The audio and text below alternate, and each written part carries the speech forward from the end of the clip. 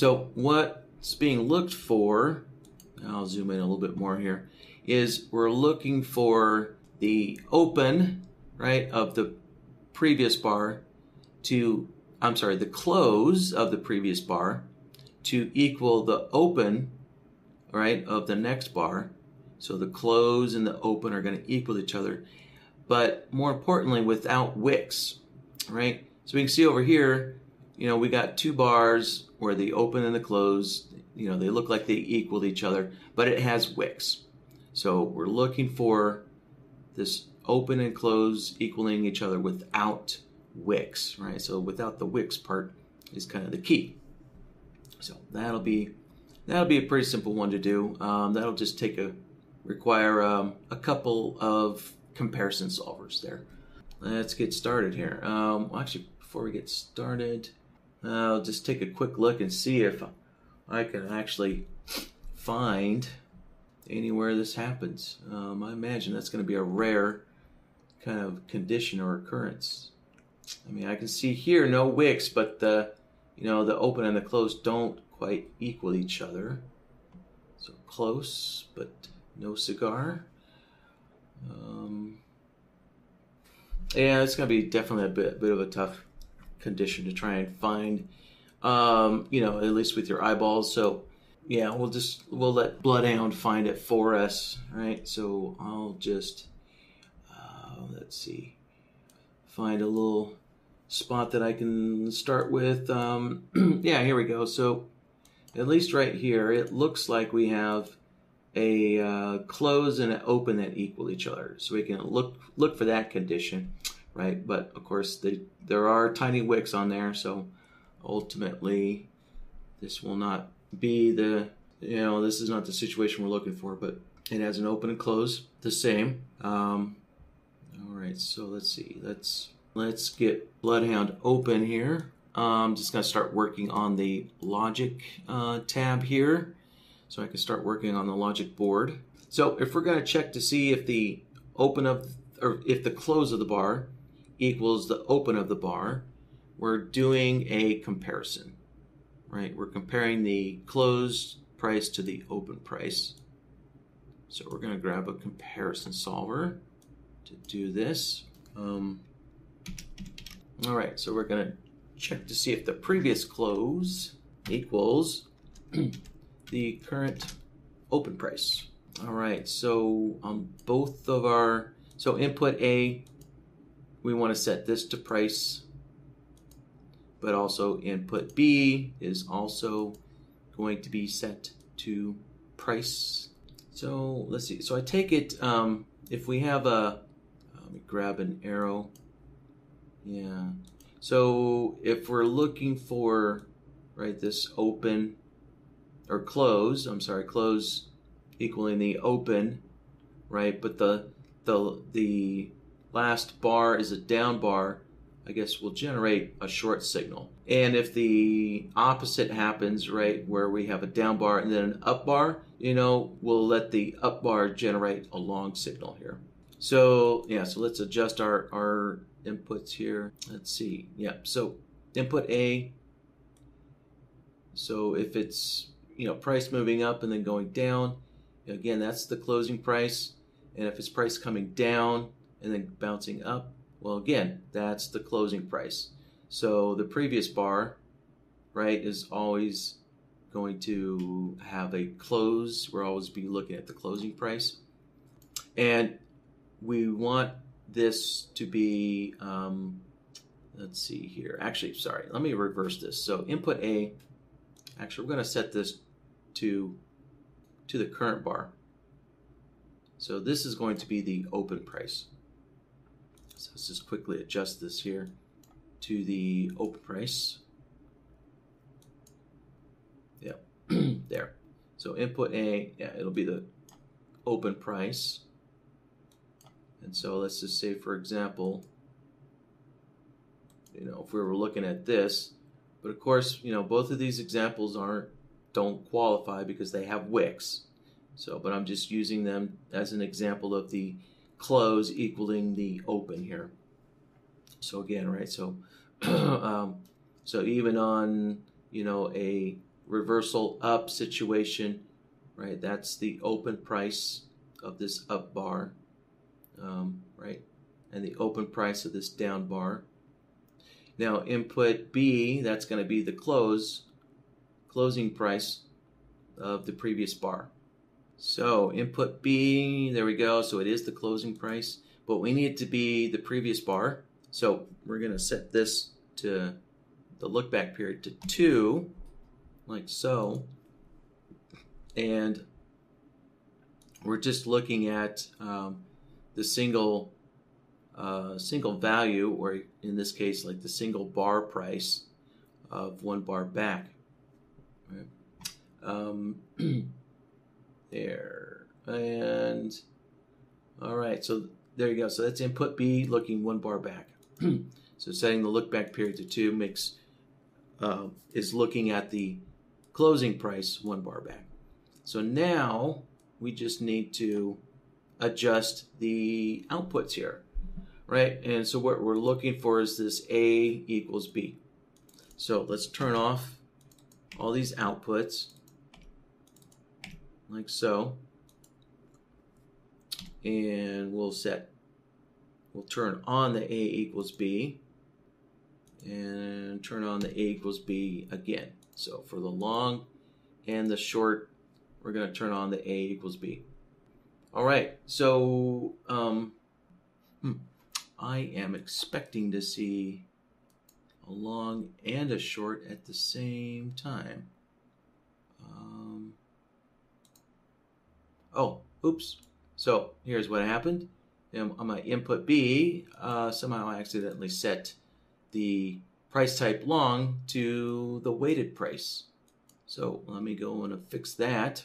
Set that to the closing price. There we go. Okay, so we can now see all these various points where, right, the open equals the close, right? Open equals the close, open equals the close, right? So we get that happening a lot here. But what we want to do is make sure that, right, the previous bar, its bar direction is opposite of the current bar, right? So the previous bar needs to be an up bar, the next bar needs to be a down bar, right? And vice versa here. So let's see. We can do that with a couple of bar direction solvers.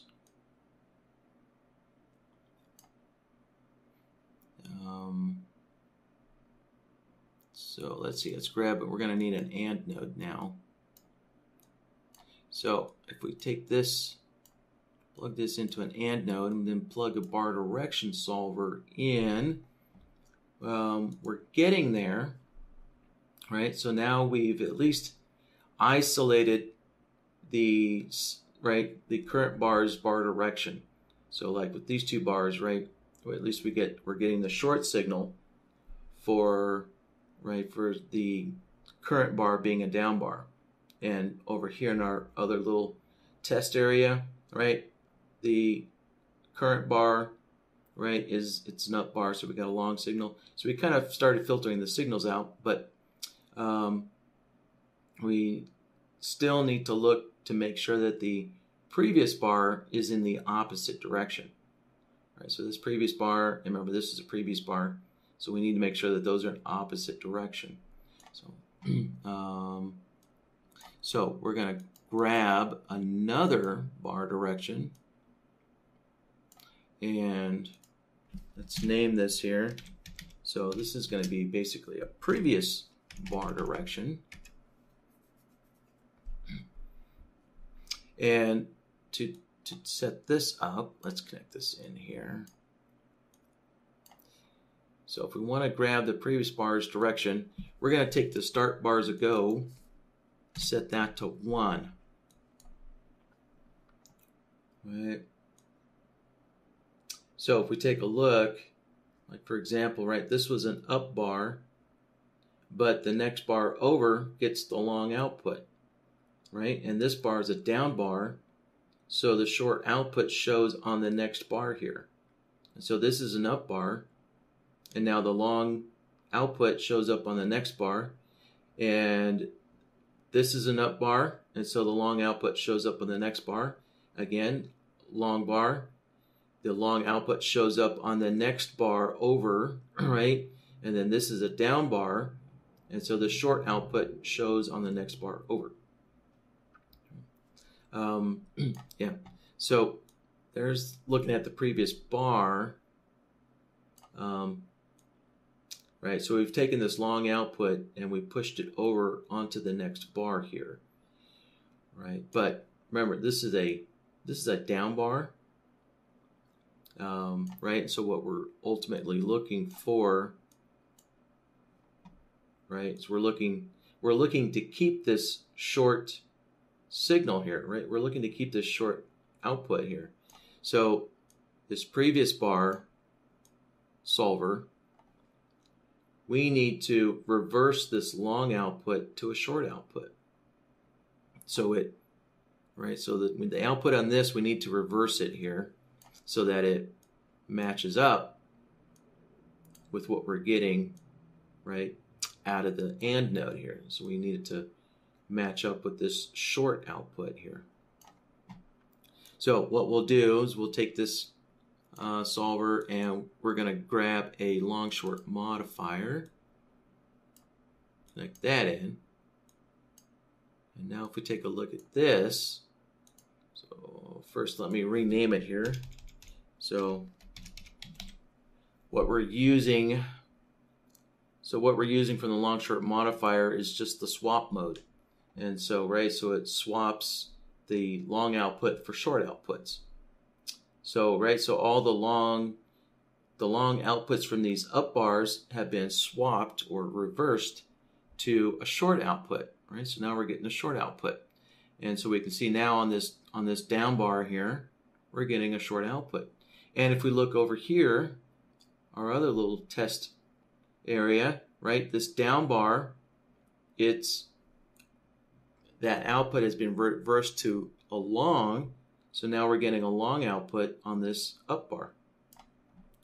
So if I take a look at this, put this back, and now add this third filter in here, and there we go. Now we have some more filtering going on. And yeah, actually look, we can see that we've actually got, wow, I guess this doesn't happen very often, but you know, we've got 4 bars in a row where it looks like, oh, no, actually not. It's these prices are slightly offset from each other. There. So we've got 2 sets of bars here where the close and the open equal each other. They are off by 1 tick. Yeah, there is a little difference here of 1 tick. So, but yeah. So there we can see all the areas where the close and the open are equaling each other, where bars are reversing direction, right? So, all right. So we've got that part. So now we need to create some filters looking for Wicks. Yeah, we need to create some filters to make sure that there actually are no Wicks. So, and so, you know what? So when you look at a bar with no wick, let's see. Let's look at it. See if I can find an up bar here. Here we go. So, you know, if we're looking at an up bar with no wick, you know, what is that? Well, that's basically the high equals the close, right? So, for example, when you do have wicks, like here, right, the high is greater than the close of the bar. You know, but if the high equals the close of the bar, then you know there's no wick. And same for down bars here. So if the low price equals the close, then we know there's no wick. So we'll set up a solver looking for those conditions. All right, so again, we're doing another comparison solver here. So this comparison solver is going to be pretty similar to our first one here, right? Where we're just setting all the inputs to price. So let's set input A to price, set input B to price, and let's see, let's give this a name. All right, I guess I'll just call it no wick for now. I might give it a more specific name later on here, but let's just kind of finish building this solver out here. So let's do this condition here first. So looking for the high to equal the close. Let's see here. Let's generate a short. So if we're looking at the high and the close, we'll generate a short, right? Because remember, this is where we're looking for an up bar going into a down bar to get a down, right? A down signal. So we're looking for this, up bar and then reversing down. So we'll generate a short signal here. So we'll use the price type short, and we'll check the high price. And for along, that's going to be the opposite. We'll just set this to the low price, right? So then that's going to be looking for these down bars, right? Looking at the low price for these down bars, right? But then both bars, right? This is the closing price for this down bar. That's the closing price for the up bar. So input B, we'll just, right? Both of these are going to be set to the close. And again, our outputs, we're looking for input A to equal input B.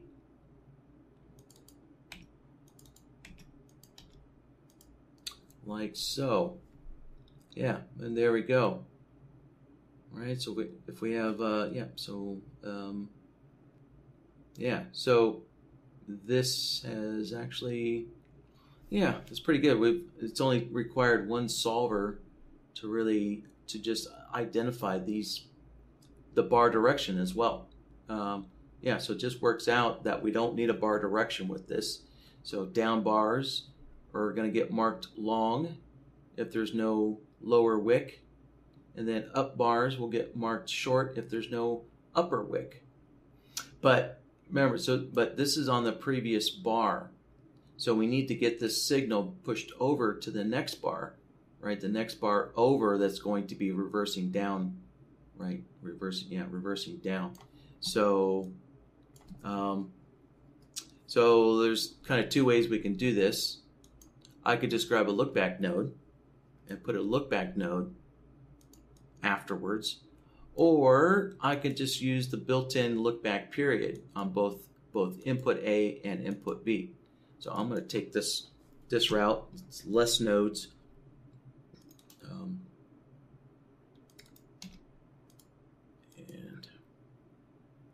I need to fix that price. There we go.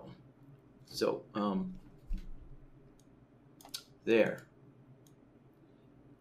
Yeah, so we found the bar with no wick, but then pushed its output onto the next bar, right? The next bar that has to complete the set of conditions here.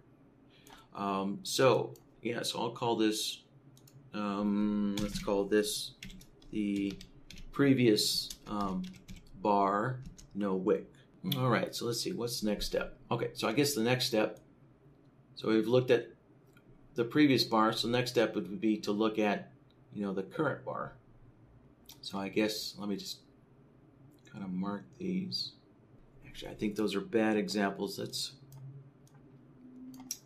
see if I can find some spots here. Yeah, we can see that these two prices didn't actually equal each other, so that's kind of a bad spot to work. I think this is going to be a pretty tough condition to actually find on the chart. It's probably pretty rare. But, oh, hey, we actually have one here. Awesome. So here would be a case of a reversal up. Great. We've got one spot to work with, at least.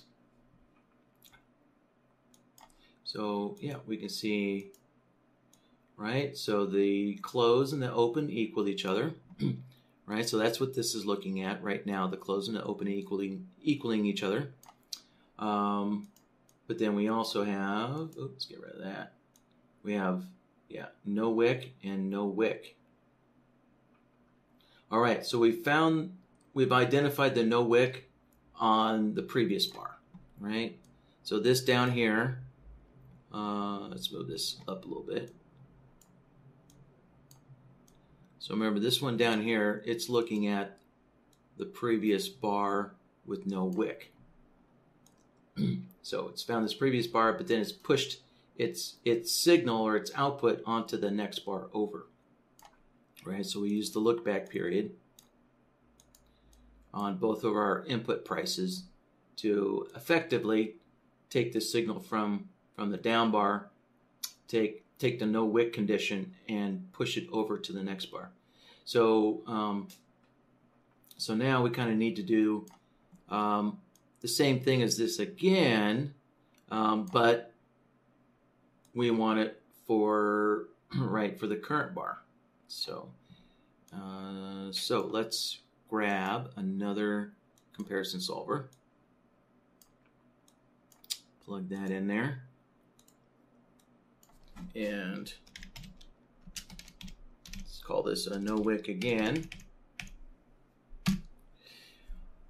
All right, so now this time, if it's gonna be a long signal, all right, it's gonna be no wick on an up bar, right? No lower wick on an up bar. So this time we're actually comparing the open of the bar, right? The open price to the low, right? Does the open price and the low of the bar match each other?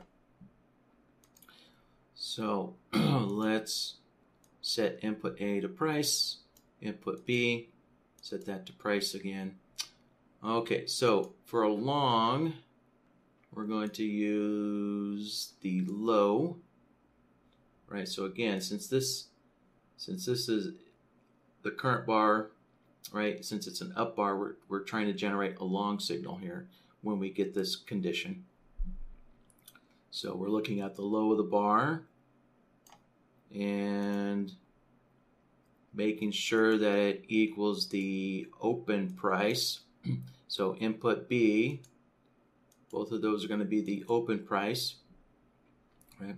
And we need to come back to input A here because we didn't set the short output, right? So if we're using the low price to generate a long output, then we're going to use the high price to generate the short output. And once again, we need to come down to our outputs and use the A equals B. And yeah, so there we go. So we can see there's some down bars identified with no upper wick, right? No upper wick. Yeah, a couple of down bars here with no upper wick. So good, we know that's working. And let's see, we're not getting an output for this up bar. So what is going on?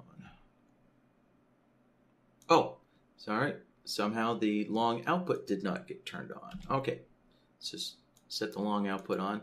There we go. All right. Yeah, so there we go. There's an up bar with no lower wick. Yeah, another up bar, no lower wick. Okay, so now we can take this logic here and we can just connect it all together in the same AND node there, right? And we can use, basically we can use the same AND node because we're only dealing with conditions of two bars right next to each other. So it kept our logic, or it kept our kind of number of AND nodes very simple. So the solvers that we're looking at, right, the previous bar, yeah, so like this solver here, right, it's looking at the previous bar direction. Well, we were able to take this solver's output and shift it forward onto the next bar. And same thing with this node here, right? This solver here, let's stretch this out, right? So it's looking at the previous bar with no Wicks.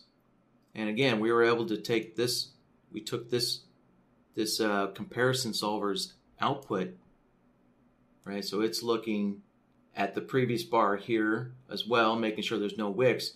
But we took that output, the condition for this bar, we took it and pushed it over onto the next bar. So, right, since we were able to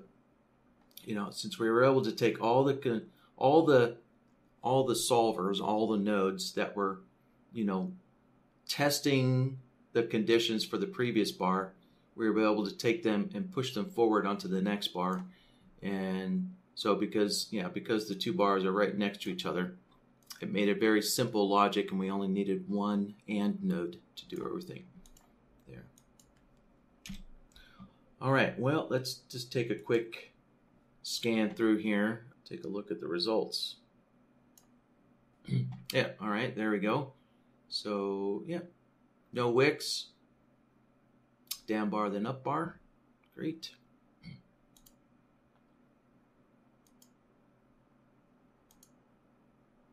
All right, again, another down bar, and then up bar. No Wicks.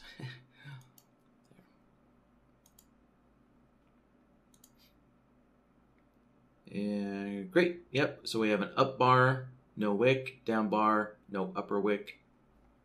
Great. And all right. Oh, and a couple more spots here. Let's see. Oh yeah, we're at midnight, roughly around midnight here, overnight session. So a lot of choppiness.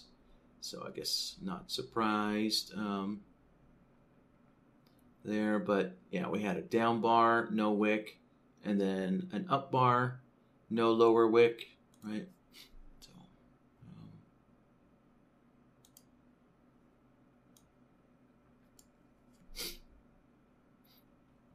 all right, up bar, no upper wick, down bar with no upper wick. All right, well, I think that does it for this question.